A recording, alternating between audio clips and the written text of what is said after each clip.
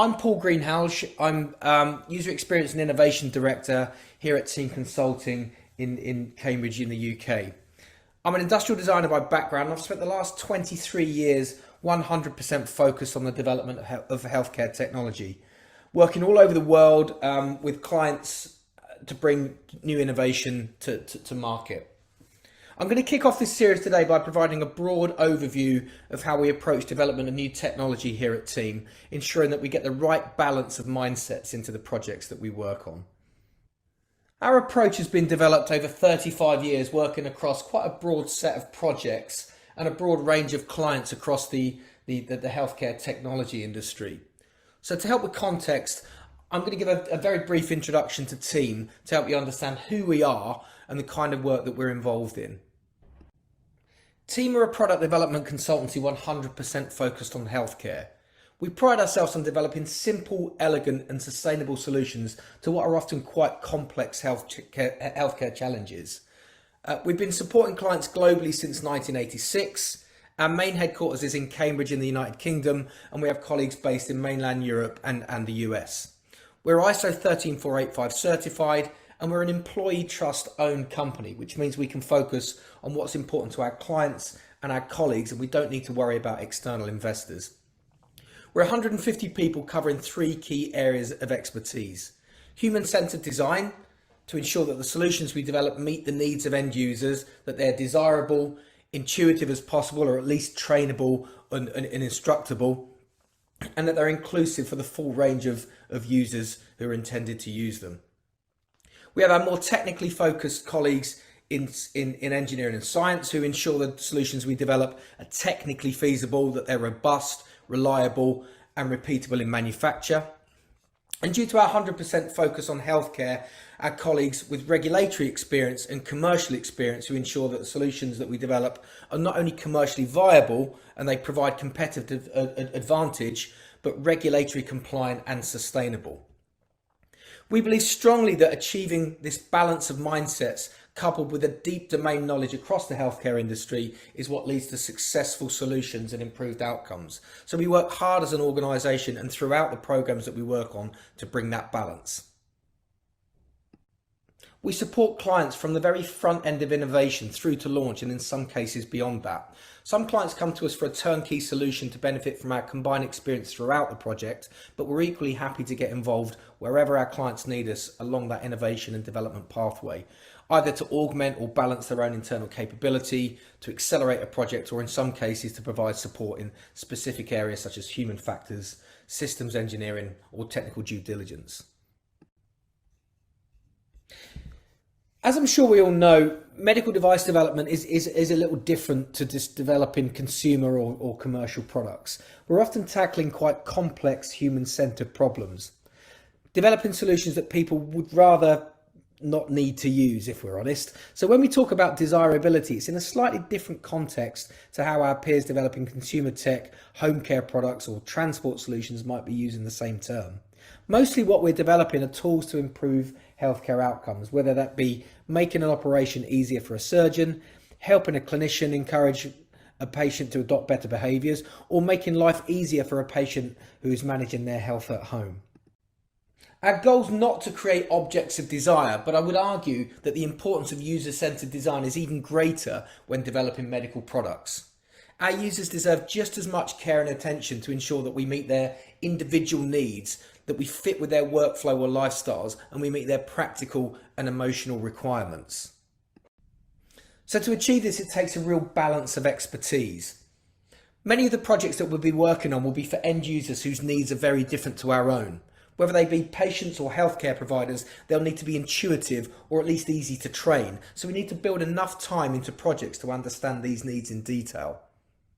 We need to understand the classification of the devices that we're developing and the regulatory pathways that they will follow.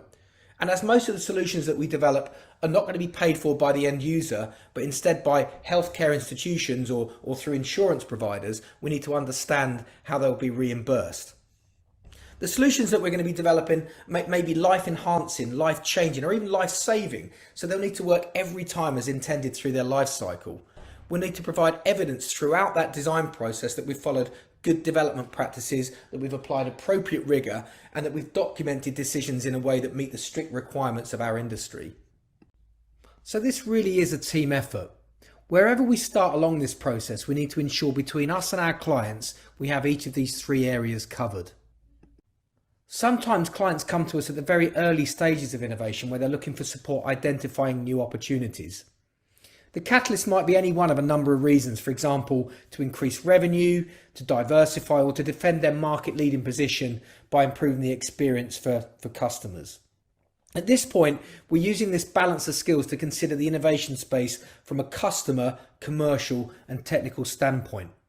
And this really is important to ensure we don't just run off in an unbalanced way, focusing on solutions that might solve user needs but have limited commercial value or may be very difficult to achieve technically.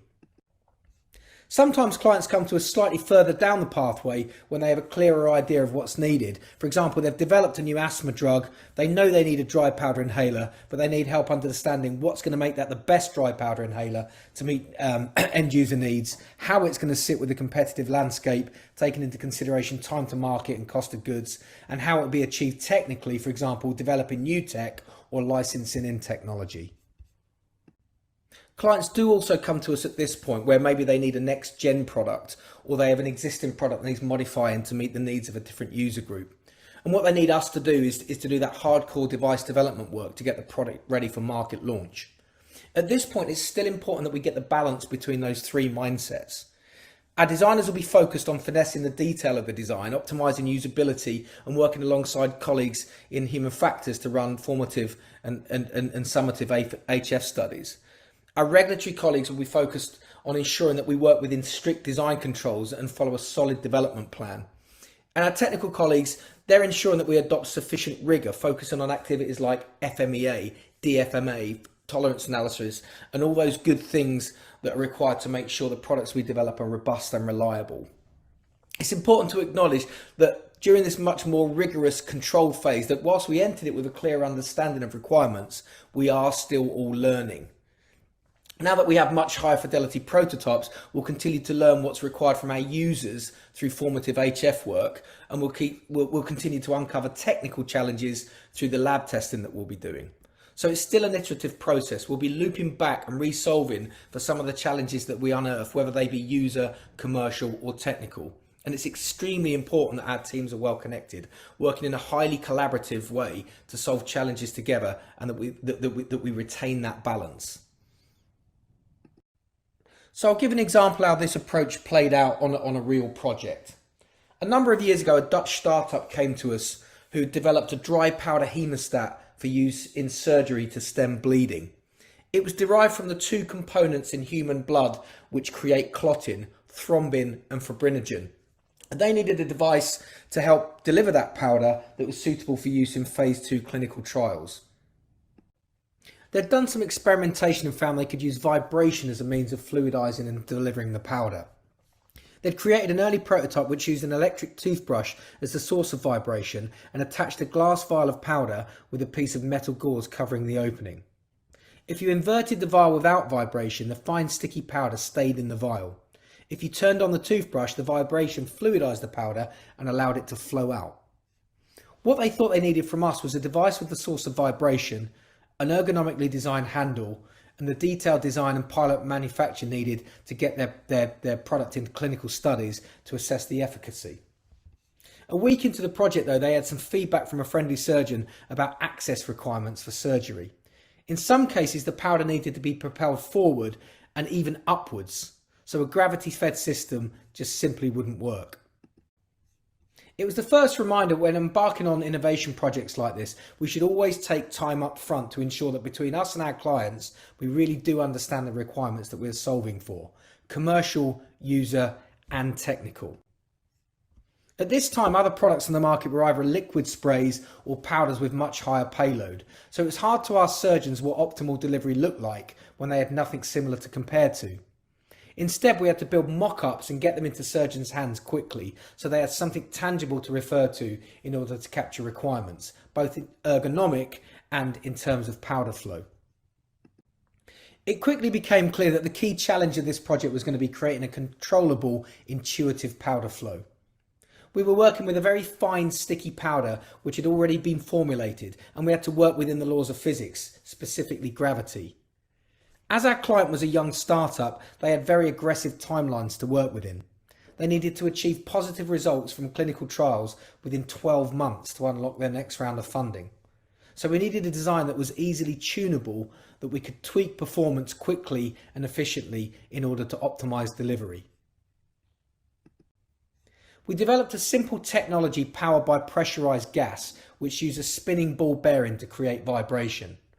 The vibration fluidized the powder and allowed it to flow out of the vial into a chamber where the pressurized gas would pick it up and propel it through the nozzle, achieving a very controllable, tunable spray pattern. Too much air and you create a powder cloud. Too much or the wrong type of vibration and the powder cloud would clog. Our engineers developed a prototype made of SLAs and machine parts that allowed us to tune vibration, amplitude and frequency, and airflow to vibration ratio by swapping out just a couple of components. This allowed us to experiment in a very rapid, agile way with the surgeons to optimize the powder delivery and capture formal requirements before moving into the more rigorous final development phase. It was a highly iterative process. Each time we undertook testing, we uncovered a whole bunch of new requirements to do with interaction, technical performance and ergonomics. So whilst our engineers were working on developing the technology to deliver the powder, our designers were working on optimizing the form and interaction of the device to encourage correct handling and to ensure that the device met those access requirements that we knew were so important. Within 10 months, we'd moved from early handmade mock-ups through to SLA prototypes and eventually clean room injection molded and assembled pilot production, suitable for phase 2 clinical trials with patients. The trials were successful and the client's investors released funding for the next phase of development. So we now had some real data both on the efficacy of the powder but also on the performance of the delivery device. So when we started developing the next gen device ready for phase 3 trials, we could build on those learnings. Following the positive clinical trials, our client undertook some market research to understand which types of surgery would be most suitable to maximise commercial value. It quickly became apparent that they needed a device to work in laparoscopic surgery as well as open surgery, which it clearly wasn't designed for. So it now wasn't just about refinement and detailed design. We had to go back into the ideation and proof of principle phase, essentially running a similar process again. We visited clinics in Switzerland to watch laparoscopic surgery and in the UK to watch open heart surgery, gaining a better knowledge of what was required, and this time having much better understanding of what was technically feasible. We made some minor adjustments to the engine to achieve more optimal powder delivery characteristics, and we changed the design of the front of the device to allow a range of nozzles to be attached. A short rigid nozzle for general open surgery applications, a longer malleable nozzle for indications with restricted access, and a 12-inch long rigid nozzle for use in laparoscopic ports. All the time during this process, we're trying to balance meeting the needs of end users, meeting the ever-evolving commercial needs of our client, who we must remember are a young startup organisation, and addressing the various technical challenges that we were uncovering throughout the project. As this was going to be the device for commercial launch, in this final development phase we needed to undertake a more formal human factors program and run a summative study. We had to accurately characterise the spray pattern, and we had to validate the tooling that would be used to manufacture the device for commercial launch. With the commercial and regulatory input in this instance feeding in from our client, it needed a very, very tight project team. To do all this with just 7 pieces of plastic, where the inside surface of the handle doubled as the delivery engine, meant absolute collaboration was needed between the disciplines. The outcome was our client gaining regulatory approval and exiting after the company was acquired for $240 million, so a successful outcome all round. So that concludes the first talk in our series. Hopefully that's helped to demonstrate how a balanced approach to innovation and product development pays dividends. And hopefully it's also provided a framework for subsequent talks that will be delivered by colleagues of mine over the next few sessions, where they'll be zeroing in on parts of this process in a little more detail. So Paul, to begin with, someone's asked, how do you ensure feasibility and compliance in the startup phase of a medtech company? Yeah, thanks, Jack. Well, I guess the way into this, I guess, is really you start by understanding what your biggest risk is. Investors drive on risk and they hate uncertainty. So we really need to think about how we can give them certainty. What are your risks going to be? Technical? Are they going to be commercial? Are they going to be customer related risks? Technical are often the hardest ones because you might be fighting the laws of physics there. Commercial, well, with enough kind of effort, you can sort of run the financial modeling, understand what your ROI is, and make sure that adds up. From a use related risk, as we mentioned before, it is about going out there and understanding what customer needs are, doing some early testing with those. So hopefully that came across through the presentation, that it is about balance, and it's about identifying and mitigating those risks early on, as early as you can, before you get into that more formal design control process. So working in an agile way to prove feasibility, testing with users, doing that early lab testing, doing your financial modeling. But the main message really is to drive towards clinical feasibility as early as possible, preferably with a minimum viable product, not getting tempted to add too much tech and too many features into what you're trying to achieve. I think regarding compliance, that's probably a little bit more straightforward, to work out what classification your device is, and therefore what regulatory pathway that's going to follow. This will also tell you what laws and standards that you've got to adhere to through that. But really, in summary, it is a balancing act. It's about understanding where the risks are, where you need to put your money as a startup, so that you can de-risk that and give the investors a warm feeling that the product or the solution's got legs. Brilliant, thanks for that, Paul. So the next question is, what methods have been helpful for documenting design decisions, especially within tension between user needs and technical constraints? Yeah, there's probably a few different answers to this question. I guess let's start from the user perspective. So this is going to be anything you're doing to do with documenting design decisions from a user perspective will be part of a formal human factors program. So you're going to be capturing insights early on. You're going to be doing observational user studies, and this is a formal process which all has to be captured in formal reports. So you're going to have that data trail throughout your project as part of that human factors process. Similarly, technical data is going to be captured in a very formal way. Data collected from lab testing, that's going to be captured. We use lab books which we date stamp throughout the program to make sure that we can see when certain things were captured and decisions were made. Something I've done before, though, which I find quite useful, is to actually create a visual timeline, so that actually uses images of the product or the device or the solution along that timeline, and captured with key sort of activities that were happening at the time. For example, we might have run a user study, we might have done some a lab test with that, and we can actually see the thing evolve visually throughout that with some notes to help us kind of refer back to that after the event. As a project-based company, everything we do is captured along the design process in mid-phase reports, end-of-phase reports. We use PowerPoint for that, and they're quite descriptive documents. They're always written in a way that if someone new to the project team reads this several months later, they can understand exactly what we were working on at the time and any decisions that were made. So they will have video content, imagery. They'll have hyperlinks to reports in there.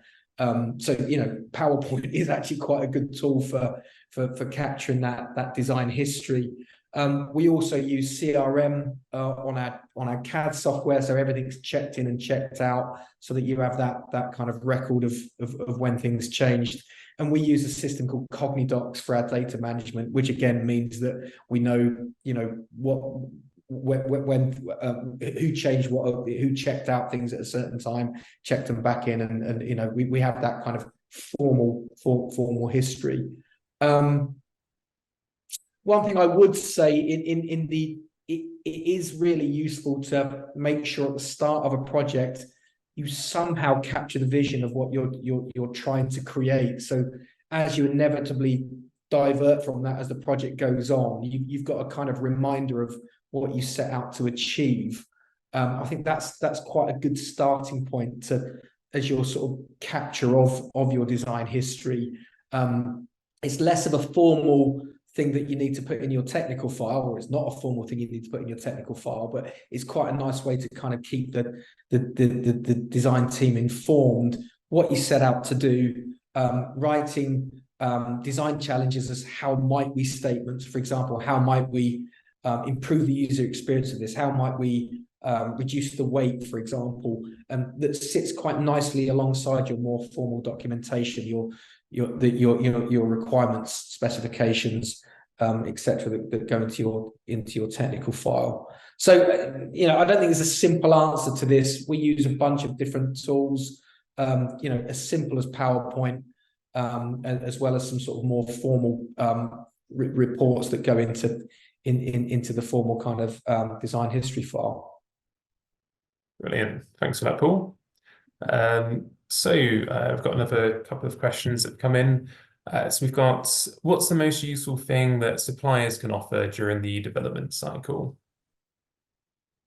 Time, samples, free samples. We really believe in bringing in suppliers and manufacturers into the process as early as possible. We've got a lot of experience developing medical devices, as we said, across quite a broad range of applications, but they have to be manufactured. They have to go into serious production, and depending on who makes those and what components go into them, it's just really, really useful to get input from the suppliers for that. It's probably worth saying that as a consultancy, we won't be the end customer, yet we're often the people asking for that time and for those samples. So it's probably a long game as a supplier to invest some time, and in some cases money, into that relationship. You won't necessarily, we won't necessarily be able to guarantee that you're going to get that, get the contract for that, but to have that time, and sort of free samples and kit that we can just play around with, it's just absolutely invaluable to have that as early as possible in the process. So hopefully that answers your question. Excellent. So I think we probably have time for one more question. Somebody has asked, how far away are we from patients being able to monitor personal health biometrics at an affordable price for everyday people? That's kind of the $1 million question, I guess. I'll try and, how do I answer that? I'm not sure I've got a great answer to that. I guess we know there's a lot of development and a lot of investment going into wearables at the moment. We monitor that on PitchBook, and there's a lot of activity going into wearables. Artificial intelligence is incredibly hungry for data, and one way of providing that data is through wearable technology. I think as we're seeing the lines between consumer health and wellness merging with more serious, real medical devices, it is going to increase adoption. With that there'll be an increase in volume, and what that normally does, obviously, is reduce the cost of goods, and makes some of this more exotic or sophisticated technology more affordable.